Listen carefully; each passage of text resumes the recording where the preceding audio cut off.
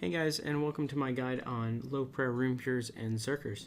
I'm going to be showing you all how I got 99 range, mage, and strength on my 31 prey zerk, and I'm going to be showing you all the techniques that I used to get there, and how I got things such as my imbued B-ring, imbued slayer helm, all the quests I did, and things like that. So if you have a DHer or a pure, basically a different kind of build that's also low prayer, many of the techniques that I use to train can also apply for those accounts, so hopefully this video will help you out if that's the account build that you have.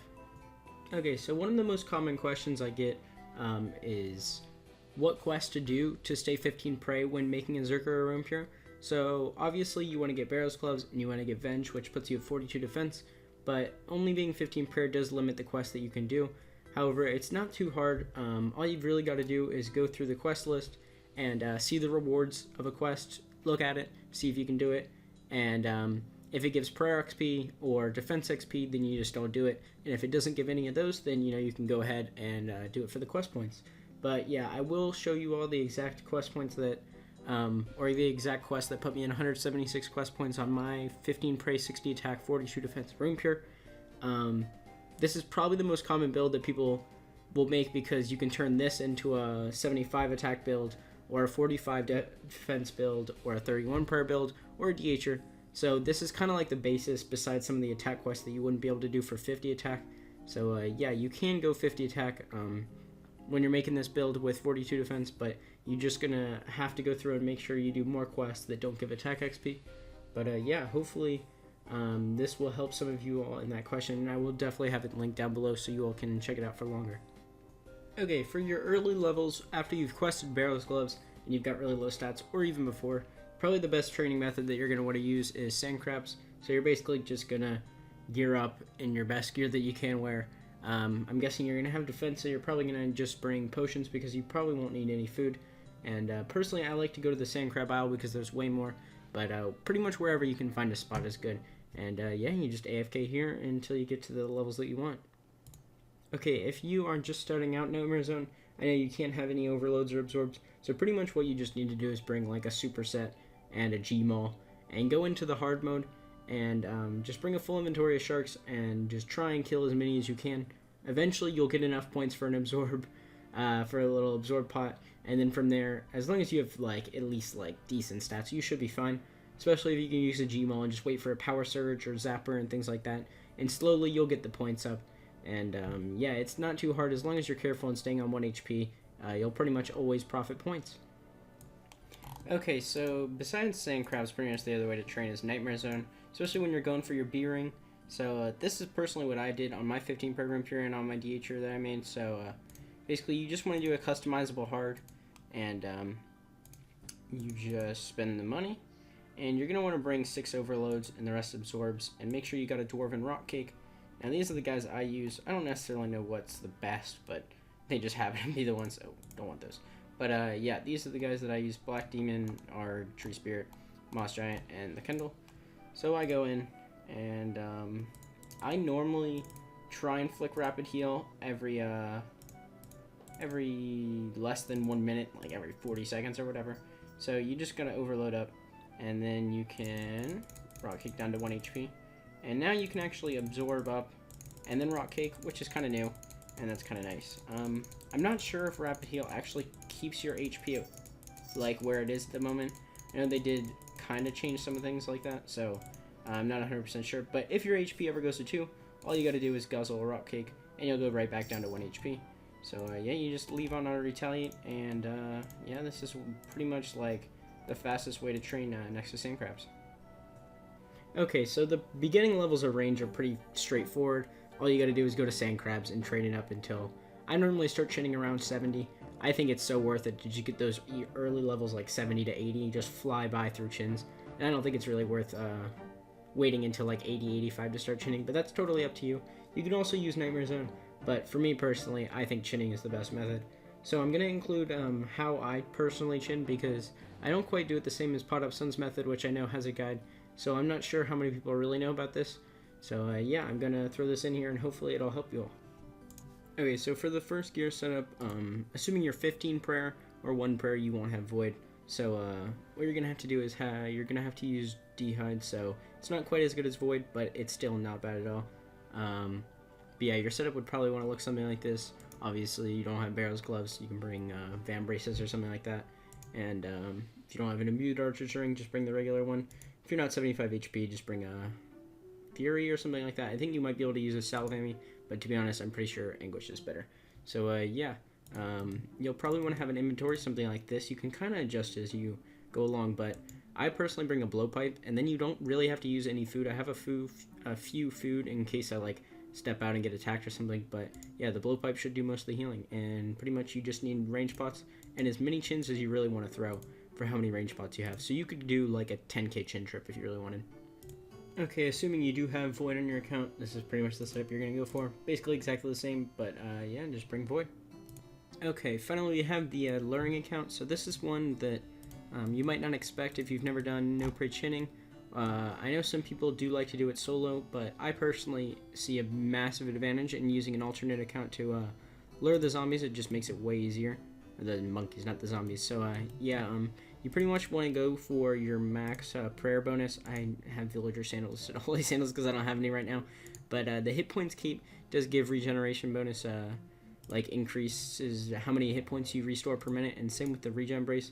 So those two combined, you pretty much don't need any food. I bring a few just in case, and some antidotes when the spider hits you and poisons you, but in general you'll be regenning HP really pretty quickly, especially when you're only sitting on like 15 HP or something. So yeah, you just want a bunch of prayer potions, your Gregory to get there, and a telly out, and the max prayer bonus you can wear. So a main is very advantageous, so you can have higher prayer, and it just makes it more AFK. But yeah, pretty much any build with overheads could do this role. Okay, so this is the map of the Monkey Madness dungeon. So basically you just want to equip your Gregory that hopefully you have. If you don't, you can just run through, but it's definitely helpful to have a Gregory. So once you have it, you're just going to run through the red path, and then where the circle is, there's going to be two little rocks. You're just going to stand behind them on the chinning account, and you're going to take the lure account and just kind of put it outside, kind of like in the middle of the room. Okay, so once you've made it to the spot right here, all you got to do is, well, first, you're going to go over here. You're going to see it on this side. I think it's going to be easier just to show you from one account, but yeah, so here I have the luring account. All I do is I turn on Prey Melee on that account and equip the Crozier, so I've, you know, got my prayer bonus weapon, and then you just, well, you're going to want auto retaliate off, but where are all the, there they are. Come here, guys. So you're just going to get the zombies, skeletons. I don't know why I keep calling them zombies, but you're just going to bring them over here so that when you throw chins, you can hit as many as possible. So right now, if I throw it at that one right there, I'll hit all of them if I can click it.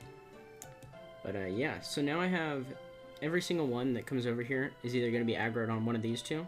But once the aggro on this account here has run out, they will always go for this account as soon as they raise from the ground after their bones are dropped.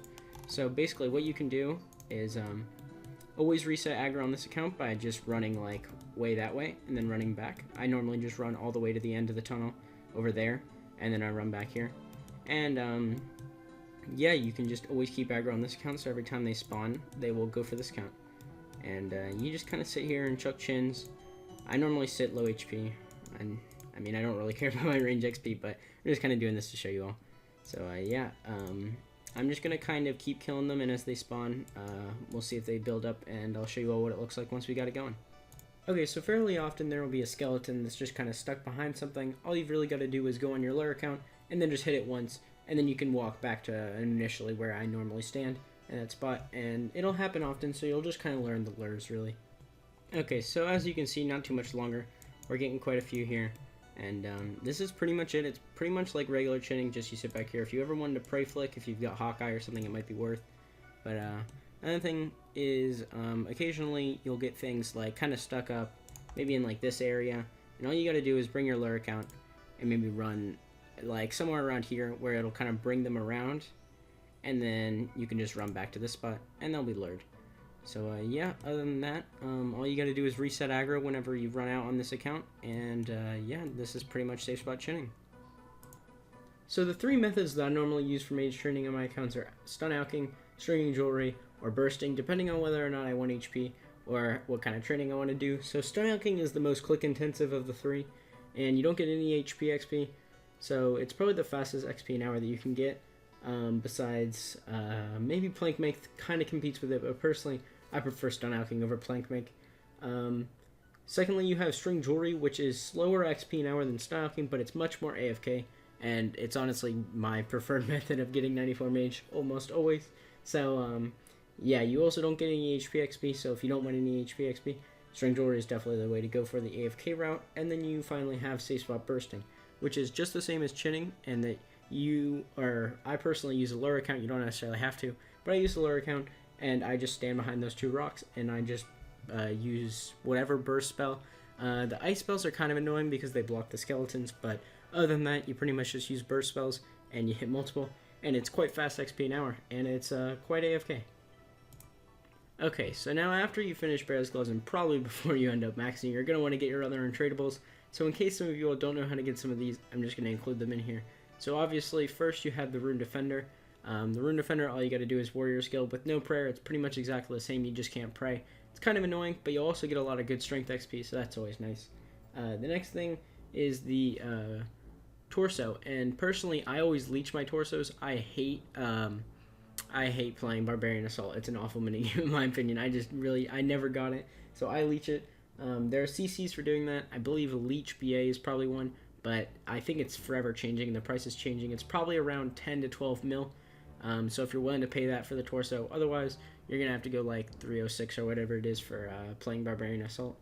Then you have your imbues, such as your Berserker Ring imbued, Archer Ring, whatever else you want, Slayer Helm. For those, you're going to be wanting to do Nightmare Zone, obviously.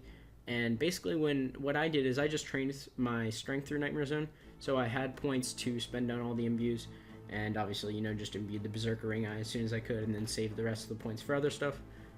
Personally, that's my preferred method, but you can kind of go for points instead of XP, and you can kind of do different bosses, but I'm not really sure on the bosses, as I've never done that, and without overheads, I'm not really sure how that would go. So, I personally just train like I normally would in Nightmare Zone and save up my points, especially when using absorbs. I mean, you almost always, you do profit, as long as you're decent stats. Okay, so lastly we have the Fire Cape, and now I'm sure many of you all do know that Fire Capes are kind of a touchy subject, I guess, when it comes to the Untradeables. Doing a non-overhead Fire Cape is very difficult, and very few people actually really know how to do it. I do know that there are some people who I think have maybe either uploaded on YouTube or have kind of informed other people of different techniques they've used, but in general, it's not a widespread knowledge on how to do them, so many people do resort to going to other people who can do them. Myself personally, I do them for other people. I know that in the pure community, many people trust steroid perm, but overall, letting someone else on your account to do a Fire Cape is all on your own.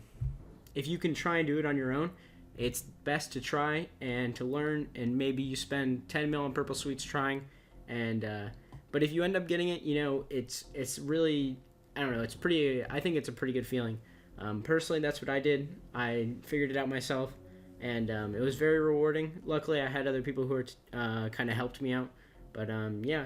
So the Fire Cape is kind of optional. Some people decide not to go for it because it is expensive.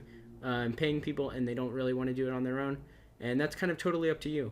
So yeah, that is all the Untradeables. After you have this, you'll probably hopefully have Barrow's Gloves by the time you've done most of these things, and then you know all your training techniques. So this is pretty much all you really need to know when it comes to making a low prayer Zerker or a Rune Pure. If you all do have any questions, of course feel free to leave them down below. I'll do my best to keep up with them and respond to any. And if this did help you, I'd appreciate a like. And yeah, I hope you all did enjoy the video, and I will catch you all in the next one.